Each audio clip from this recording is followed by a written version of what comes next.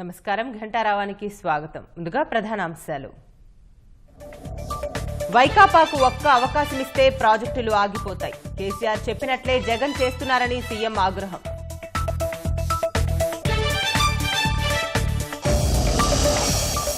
వైకాపా ఓటుకు నోట్లు పంచుతోందన్న చంద్రబాబు. రాష్ట్రాన్ని నాశనం చేసే డబ్బులు తీసుకోవద్దని సూచన.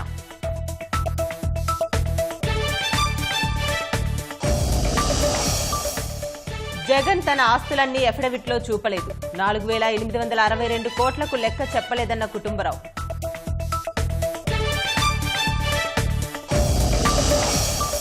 జగన్ ఎప్పటికీ ముఖ్యమంత్రి కాలేరని పవన్ జోస్యం. కేసీఆర్ అండ ఉన్నంత మాత్రాన అధికారం రాదని వెల్లడి.